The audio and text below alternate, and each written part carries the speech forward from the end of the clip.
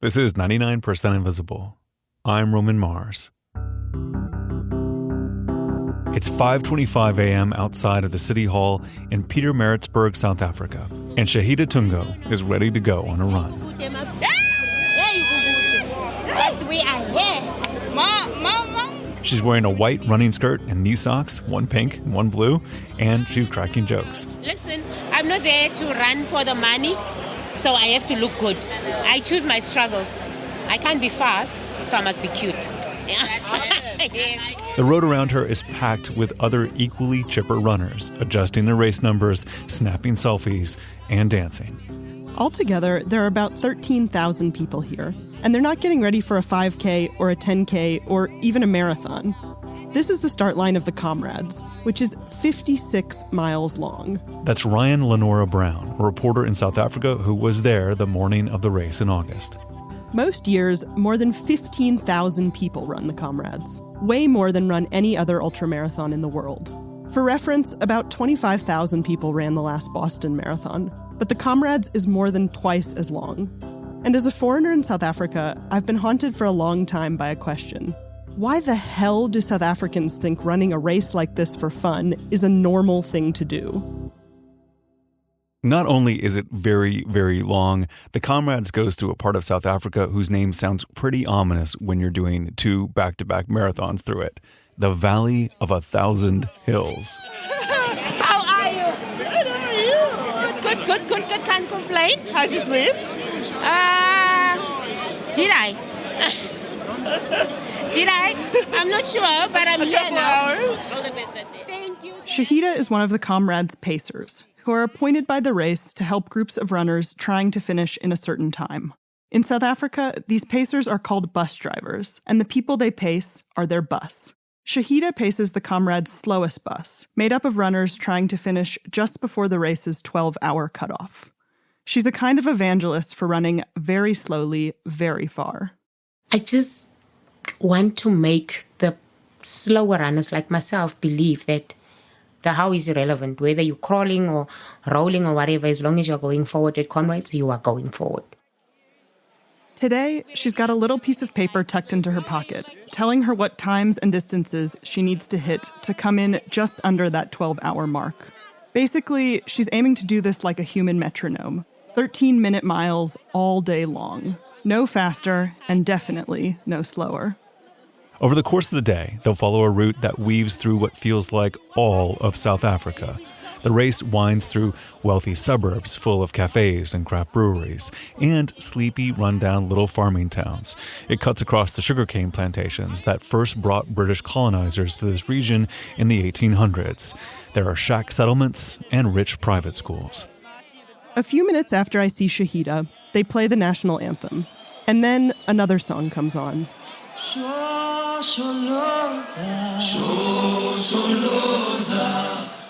It's a haunting tune that migrant laborers used to sing on their long journeys home from South Africa's gold mines.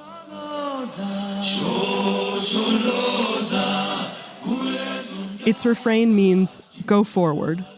They were underground and it was dark. It's a very draining task to do, and that's exactly what Comrades is. You know, you're going to trot along the whole day. So it is just saying, I can do it. I will shosholoza on. I will move on. I will keep going, and no matter how hard it is, I have a purpose why I'm doing this.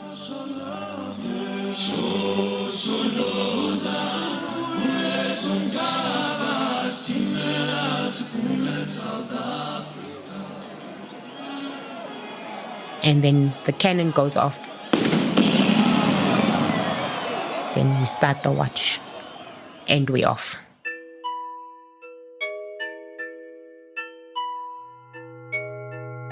Around the world, ultramarathons are having a moment. These are races that are any distance longer than a standard 26.2-mile marathon.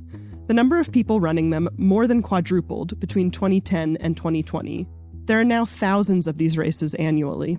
But in most of the world, ultras are pretty niche, and they attract a very particular demographic. Your average ultra runner in the US or Europe is a well-educated married man about 45 years old. In other words, they look a lot like me.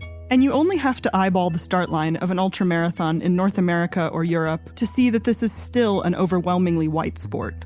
But in South Africa, it's a different story. So all kinds of people run Comrades.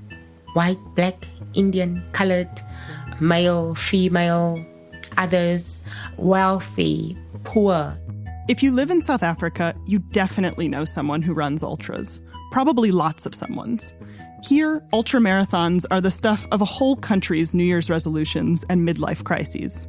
They're the kind of thing that a totally ordinary, not athletic person wakes up one day and decides they're going to do, and then does. It might be your doctor, your kid's teacher, the man pumping your gas, the woman who cleans your house. In one of the most economically unequal countries in the world, extreme distance running is a sport that feels like it includes everybody. And improbably, that inclusiveness happened during one of the darkest, most divided moments in South Africa's history, during the final years of apartheid. When the Comrades Ultramarathon first started, it wasn't the little Rainbow Nation and Nikes that it later became. In fact, in its earliest days, the Comrades looked a lot like ultramarathons elsewhere. So back then, look, this is 1921. This is South Africa in its early days. This is Matsalani Mamabolo. He's a South African sports journalist, and also, like so many of his countrymen, a Comrades runner. The race was only open to white people. It was just the white people who ran, and only men, actually. The Comrades was started by a white South African World War I veteran named Vic Clapham. To honor his comrades who had fallen in the war, he designed a run between his hometown of Pietermaritzburg and the coastal city of Durban, about 56 miles away. And a few people apparently signed up. I think there was about 34 people who signed up to run the race. And it was a big deal because, who runs from Maritzburg to Durban? The race alternated directions each year, and in those early days, the press called it a, quote, marathon go as you please. Guys ran in rugby boots. They stopped for a beer and curried chicken at a hotel along the way. This definitely wasn't the first ultra marathon in the world. Actually, even long before the first modern marathon was held in the 1896 Olympics, a form of super long-distance racing had been popular in the US and Europe. It was called pedestrianism, and in its heyday in the 1870s and 80s, it was a hugely popular spectator sport where competitors race-walked distances up to 1,500 miles. The sport was so popular that the biggest names earned the equivalent of millions of dollars of prize money. The Comrades, on the other hand, was a much more amateur affair. Over the decades, the race grew in size, but not dramatically. By the 1960s, there were maybe 150 guys running it every year, and they were all white. Every once in a while, a woman or a person of color would show up on the start line and run the race unofficially, without a number. The organizers generally didn't pull them off the course, but they never got recorded in the official finishers list. And some years, the organizers actually blocked their entry to the stadium where the race ended, so they would never cross the finish line. Between excluding 90% of the population from participating and then also being, 56 miles long, the Comrades seemed doomed to obscurity. But then the ground started to shift. By the 1970s, apartheid South Africa was one of the last white-ruled countries in Africa, and it was coming under global pressure to change. Anti-apartheid campaigners believed that one of the best ways to force South Africa's hand would be to isolate it from the rest of the world. South African activists organized boycotts of the country's exports. They pressured international companies to divest from the country and urged the world's artists and musicians not to perform there. We are not asking that you make a political decision. We're not asking you to make an economic decision. Archbishop Desmond Tutu, the South African anti-apartheid leader. We're asking you to make a moral decision. Those who invest in South Africa, for goodness sake, must know that they do so, and in doing so are upholding and buttressing one of the most vicious systems the world has ever known. For many South Africans, one of the most painful forms of isolation came in the realm of sports. By the 1970s, the country was no longer allowed to compete in the Olympics or the World Cup. The apartheid government lobbied hard to FIFA to not kick them out, but they were so bizarrely committed to segregation that they pitched some weird compromise idea of sending an all-white team to the World Cup in 1966 and then an all-black team in 1970. FIFA said no. I don't think you can ever have normal sport in the kind of society we have, a totally abnormal society. Activists understood how this withdrawal from world sports would make the white government feel like pariahs. And it worked. South Africa desperately wanted back into the world's competitions. And so beginning in the early 1970s, it began to experiment with integrating domestic sports. Running was one of the first. In 1974, sports journalist Matsalane Mamabolo's uncle, Titus Mamabolo, became the first black athlete to win an integrated national championship in the 5 kilometers. And suddenly, Black South Africa started believing that, we can compete with white people and even beat them. And I think because of that, the whole country started shifting towards, let's open up to the black people. The Comrades organizers were cornered. They didn't want to be left behind. A year later, in 1975, the organizers opened up the race to people of color. At the time, distance running was enjoying a worldwide boom in popularity. It was also beginning to include more and more women. For a long time, the conventional wisdom held that women couldn't run marathons because it would damage their delicate reproductive organs. But by the 1970s, prohibitions on female runners were also starting to fall. The Comrades dropped its ban on women the same year as it became multiracial. All of these circumstances helped running become more popular in South Africa, too. Still, the Comrades might have languished forever in obscurity if it weren't for one more factor. In 1976, South Africa became one of the last major economies in the world to get television when it began broadcasting a single state-run channel.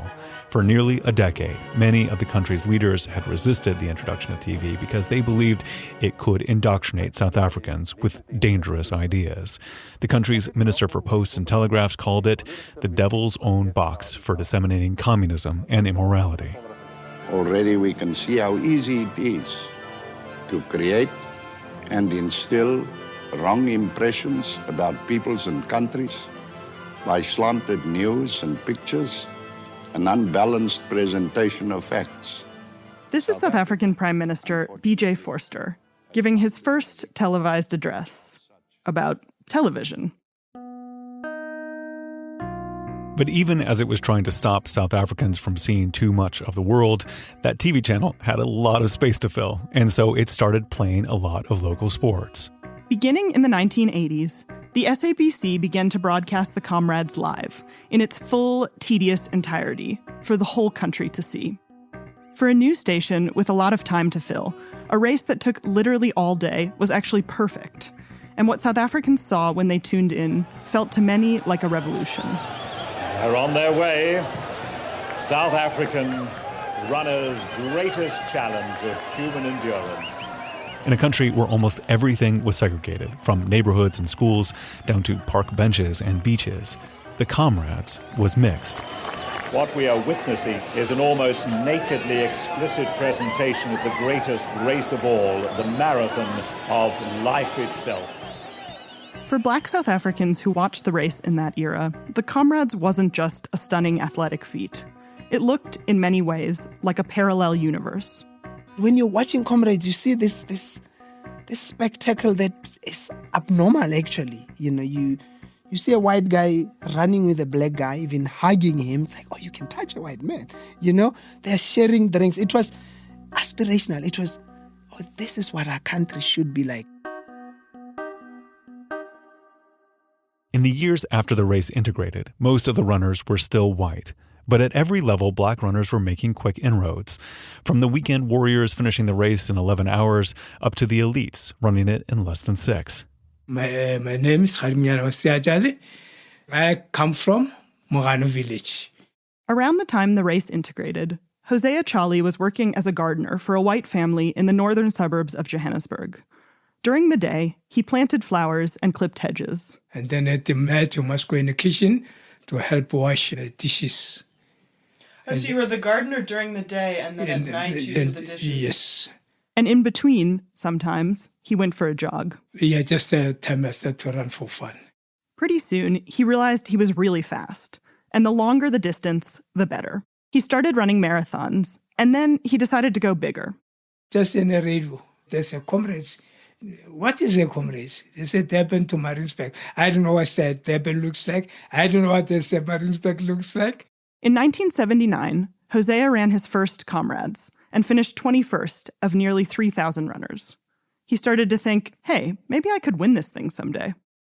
At that point, the Comrades had never had a black winner, but soon Hosea became one of the race's favorites. He ran with a distinctive lopsided gait and almost always raced in a floppy blue and white bucket hat. Fans, particularly in black areas along the Comrades route, would pour into the road as he ran by, cheering him along.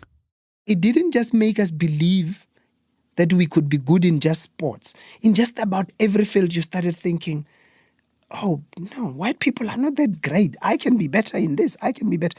And it gave hope. In those years, Hosea was racing to beat a white archaeology student named Bruce Fordyce. Two men are out in front. One's ebony and one is white.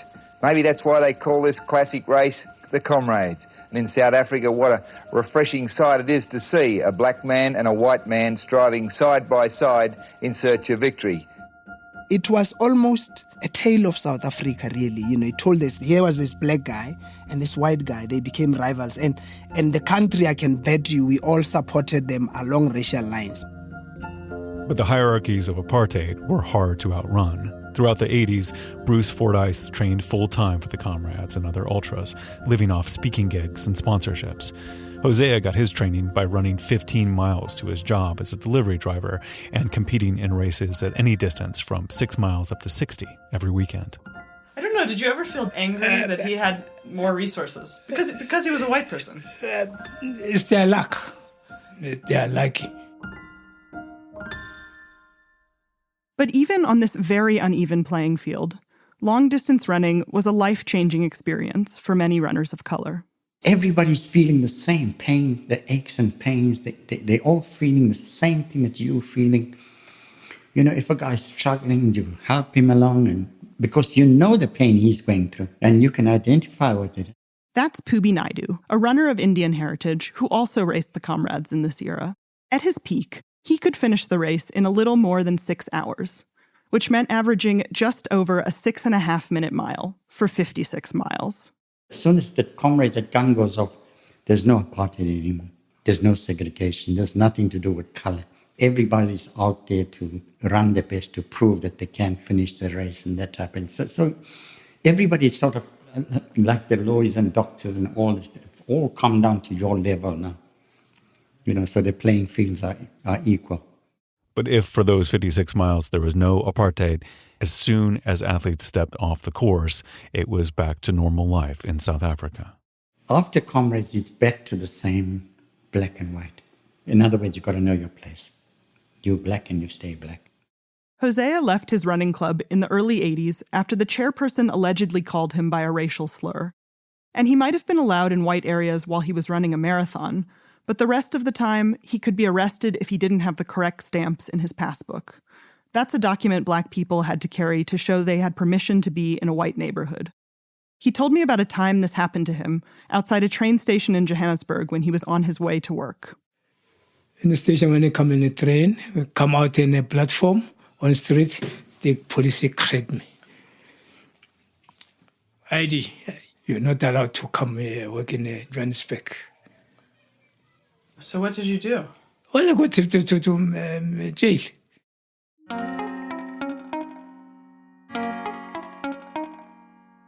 By the late 1980s, apartheid was on its last legs. South Africa was in the grips of a low-grade civil war. The government was cracking down violently on protests. Black areas of cities were patrolled by soldiers. Abductions, torture, and beatings of activists were common. Apartheid is a criminal act against mankind. That's Winnie Mandela, the anti-apartheid activist and wife of Nelson Mandela, who by the mid-1980s had been in prison for more than 20 years. The white man has the audacity. He is 3.5 million. We are 30 million. The other regime can go to hell. In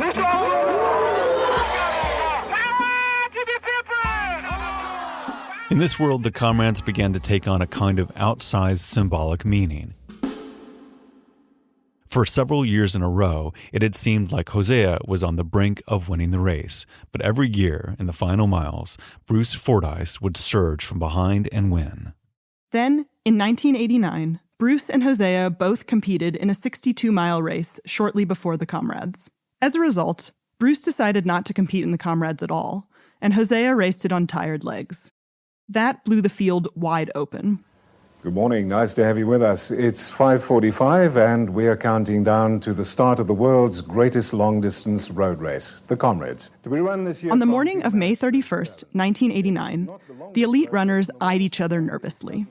After all, Bruce was the only man who had won the race since 1981. What else could a Comrades champion look like? That morning, several runners pulled out in front, but for a long time, no one could break away. But in the final 10 miles, two runners surged ahead. Both of them gritting their teeth, determined. No smiles for the crowd. Slugging it out toe to toe like two boxers in the ring. For the first time in the closing miles of a Comrades, both of the leaders were black. One of them, William Tolo, had been among the favorites, but as the race approached the finish in Durban, he suddenly slowed down, grimacing in pain. And he's gone. William Tolo has stopped. Dead in the streets, his hamstring is history. That left only a relatively unknown runner named Samuel Shabalala. He was a railway worker from a small farming town who often trained by running the 30 miles home from his job in his work boots. En nou die laaste 30 minute oor vir die 1989 en 64 Comrades winner Samuel Shabalala.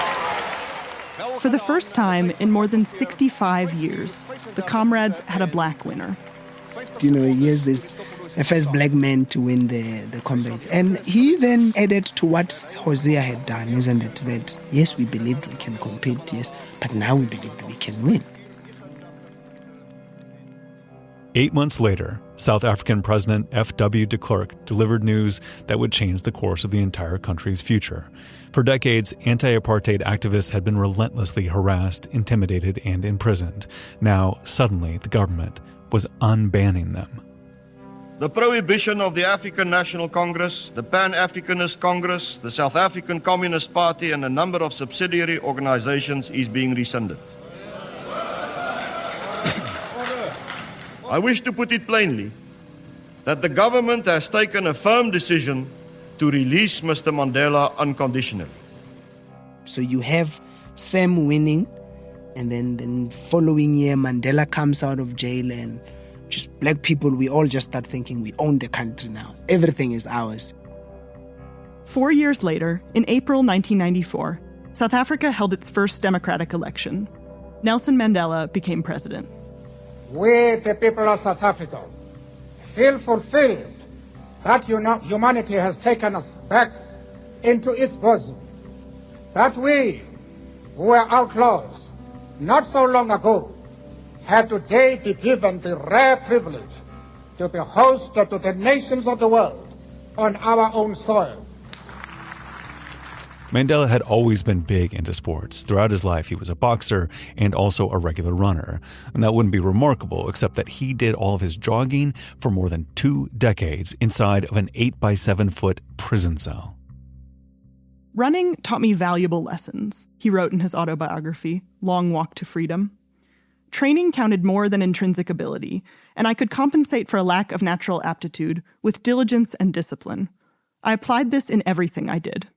So it felt symbolic when, in 1996, Nelson Mandela came to the Comrades to present the winners their trophies. After witnessing what happened today, and especially after seeing the courage and determination of those who just made it, I have decided to take part in the next Comrade Marathon. To be clear, he was joking. Even if you're Nelson Mandela, running 56 miles when you're 78 is a big ask. But his presence at the race underscored that it had become a South African institution, and throughout the 1990s and early 2000s, its popularity continued to grow, drawing more and more new runners. Runners like future Comrades pacer Shahida Tungo. So we would watch Comrades from start to finish and the whole day. When she was growing up in a black township south of Johannesburg in the 1980s, her family always watched the race. And that's what I knew about Comrades. And I knew it's very long. I knew it's very painful because I saw what runners looked like there at the finish. And I knew I would never do that thing. That's what I knew about Comrades. Then, in 2011, when Shahida was in her mid-30s and working at a bank in Johannesburg, her life was ripped up by its roots. I was actually diagnosed with the form of skin cancer, and it was a week after that my husband passed away, and I just started walking, and then I started jogging, and then the jogging came into running, and I went for my first 10 kilometers, and it clobbered me good and proper, and I love the feeling at the end. Soon, she was racing longer and longer distances. She never ran fast, but she found she had nearly endless endurance. And as she went along, she'd chant and sing to herself to distract her from the pain of running. Other runners started to join her, and pretty soon, race organizers began to ask her to be an official pacer. This isn't a small job. Imagine that not only do you have to commit to running a 56-mile race, but you must also promise to finish it in a very specific time. They wanted her to pace to finish in 12 hours. 12 hours is the official cutoff time for the race. That meant that she had absolutely no margin for error. If she ran slower than she expected, her bus wouldn't just finish late. Those runners would be blocked from crossing the finish line at all. At the time, Shahida had only run the Comrades once, but she loved pacing slow runners. Because sure, if you pace faster runners, you might help them break a personal record or something. But if you pace the slowest runners, you might be the difference that helps them achieve this nearly impossible thing. So I become a comedian on that. I become a mother. I become a psychologist. I find runners that are going through the most. And I'll tell them, we all feel like you. If you think you are the only one in pain, you are not. Put on your big girl bloomers. Come, let's go. Just take 2 steps. She's paced the 12-hour bus ever since. And this year, after 2 years off because of COVID, the race was back, and so was Shahida. So, ladies and gentlemen, welcome to your race day. How are you feeling? After the gunfires, I watched the runners streaming over the start line. It takes more than 10 minutes before I finally see Shahida, jogging slowly just in front of the ambulance that follows the slowest runners in case of medical emergencies. So, right at the back, one of our bus drivers. And look at these guys having a nice little walk here. Have a good race, guys. All the best. I see her again about 7 miles later, in a little farming town called Ashburton. At this point, the 12-hour bus is still tiny. She has maybe a dozen people running with her, and they're all looking suspiciously cheerful.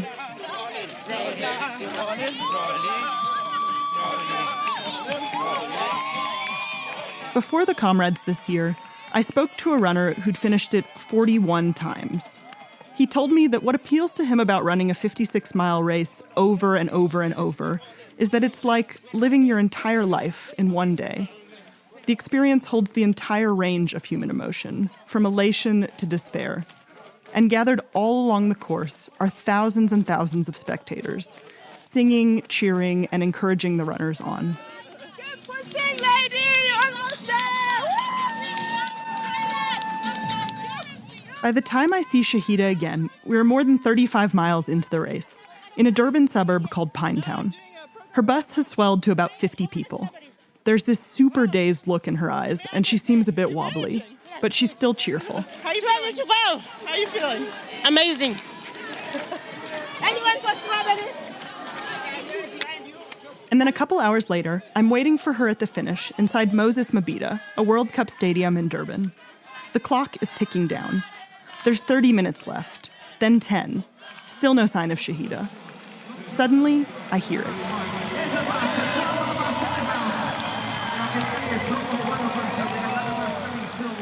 Now there is a huge pack of runners behind Shahida, this tidal wave of bright-colored running jerseys. And in the middle of it all, I see her little pacer flag with a big 12 written on it, bobbing up and down. You tell all the planes, like, listen, you can come after the finish line, it's fine. And we're just going to dance, and we're going to shut Comrades down. And that's what we did. When we hit the grass, it was just amazing, you know. The stadium became alive. The clock reads 11 hours, 53 minutes as she jogs over the finish line and bursts into tears. We crossed the finish line, and it was so emotional. The hugs, the guys were like, we did it. If they could lift me up, they probably would have, even they weren't as sore as we were. Meanwhile, hundreds of people are still streaming over the finish line as the stadium speakers begin to play Final Countdown. 10 seconds to go! And it is 5, 4, 3, 2, 1, go! All at once, a line of Comrades staff swarms across the whole finish line, blocking anyone still on the course from finishing. Dazed, exhausted runners keep slamming into it.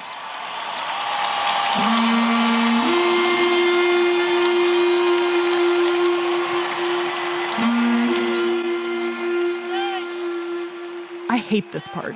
Seeing all these people who have been running for 12 hours not finish. They look shattered. But watching them also reminds me why Shahida's 12-hour bus is so powerful. All those people could easily have not finished too, but somehow they did it. Comrades is painful. You are really going to hurt on the road. You're going to lose your mind while running. But if you do it with someone or some people, it makes it not so mammoth.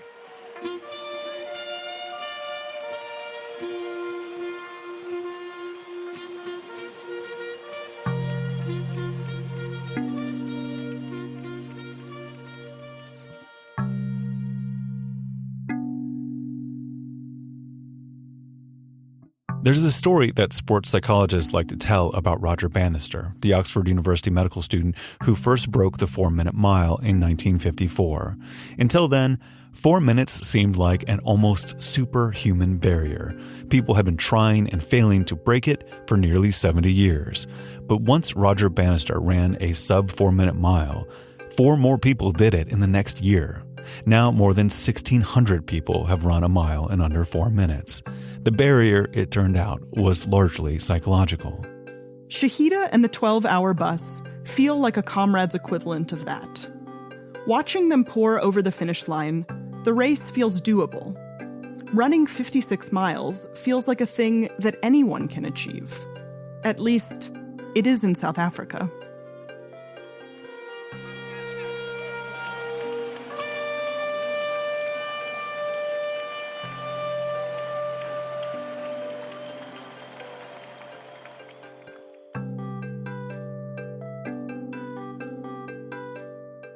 Coming up after the break, we talk about one of the most famous South African sports stories ever and how it connects to post-apartheid South African politics.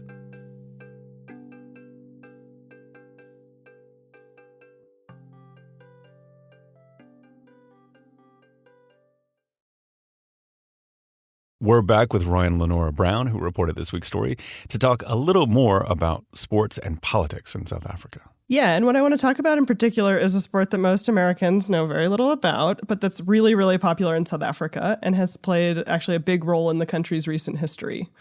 Rugby. Well, I know about rugby. I know rugby exists. You are right, though. It is not very popular here in the U.S.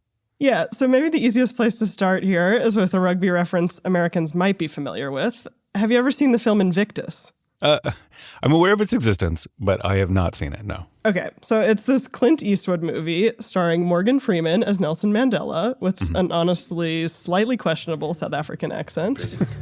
Tell me, Francois, how do we inspire ourselves to greatness when nothing less will do? How do we inspire everyone around us? Yeah. But anyway, Invictus is the story of South Africa's unexpected victory in the 1995 Rugby World Cup. Okay, so what was significant about that? Well, for one thing, it was a kind of masterclass in Mandela's ability to make these big, sweeping symbolic gestures of unity, which he did a lot in those years. Yeah, I mean, I can imagine it, he had to, because like he had recently become president in a country that was, incredibly divided and deeply segregated. And, he became president after, 27 years in prison. So there's a lot to heal there. Right. And that actually included sports. So, we just talked in this episode about how long distance running became the sport that transcended all these divides. But by the 1990s, most sports in South Africa were still seen as kind of quote unquote belonging to certain races. Obviously, I don't mean people of other races didn't play those sports, just that they were very strongly culturally associated with particular groups. So, for instance, soccer was a quote black sport, cricket was a quote white sport. And where did rugby fall on this divide?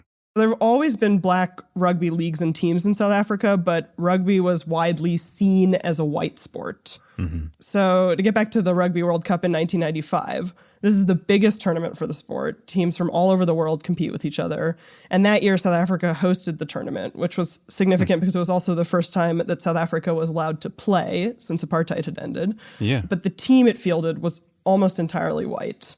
And so were the supporters. And actually, it was like even worse than that. A lot of black South Africans were rugby fans, but they would cheer for whoever was playing against South Africa, particularly New Zealand. They saw the Springboks, who are South Africa's national team, as actually a symbol of white supremacy. So what did Mandela do here? Well, first he approached the Springboks captain, who was this white guy named Francois Pienaar, and basically asked him to make the point to the team, to the public, that they represented the new South Africa. Do you hear? Listen to your country. This is it. This is our destiny.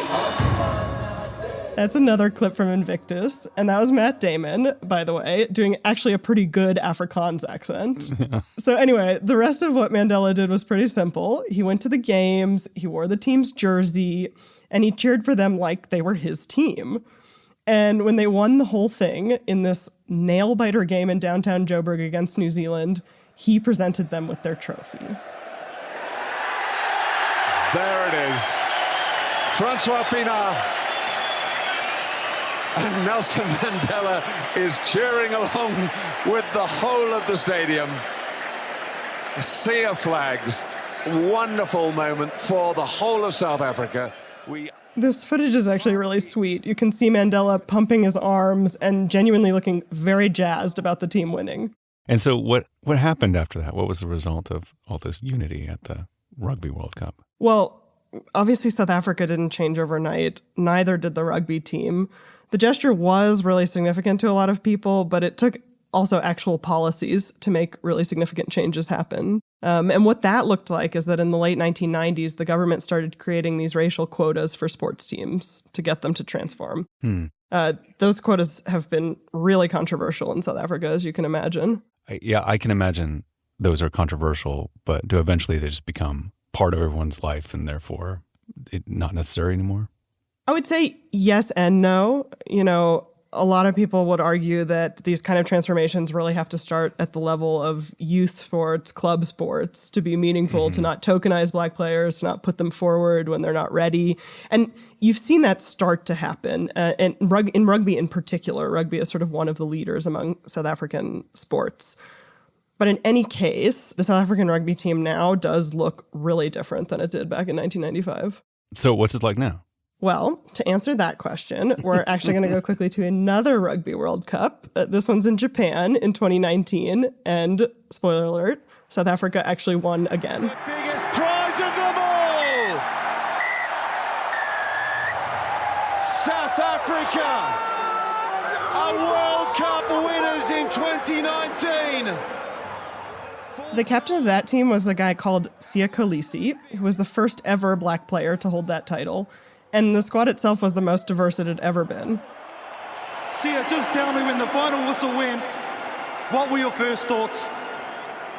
We faced a lot of challenges, but the people of South Africa have gotten behind us, and we are so grateful, the people of South Africa. And we have so many problems in our country, but to have a team like this we come from different backgrounds, different races, and we came together with one goal, and we wanted to achieve it. I really hope that we've done that for South Africa to show that we can pull together if we want to work and achieve something.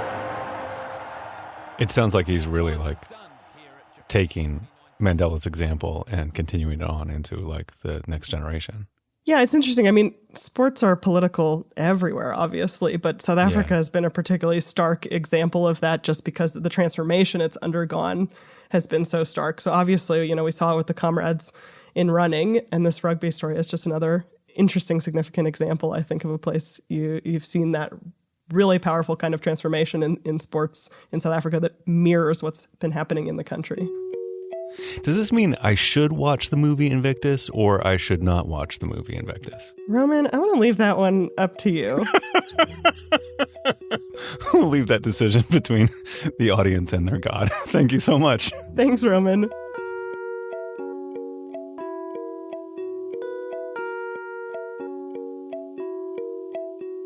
"99% Invisible" was produced this week by Ryan Lenora Brown, edited by Delaney Hall, original music by Swan Real, sound mix by Martin Gonzalez, fact-checking by Graham Haisha. Kurt Kolstead is our digital director. The rest of the team includes Chris Berube, Jason De Leon, Emmett Fitzgerald, Christopher Johnson, Vivian Leigh, Lashma Dawn, Jacob Maldonado Medina, Kelly Prime, Joe Rosenberg, Sophia Klotzker, and me, Roman Mars. Special thanks this week to Isaac Ngwenya, Roxy Thomas, Bob Delamotte, Dashan Mudley, and Tommy Nietzsche. We are part of the Stitcher and SiriusXM podcast family, now headquartered 6 blocks north in the Pandora building in beautiful Uptown, Oakland, California. You can find the show and join discussions about the show on Facebook. You can tweet at me at Roman Mars and the show at 99pi.org. We're on Instagram, Reddit, and TikTok too. You can find links to other Stitcher shows I love, as well as every past episode of 99pi at 99pi.org.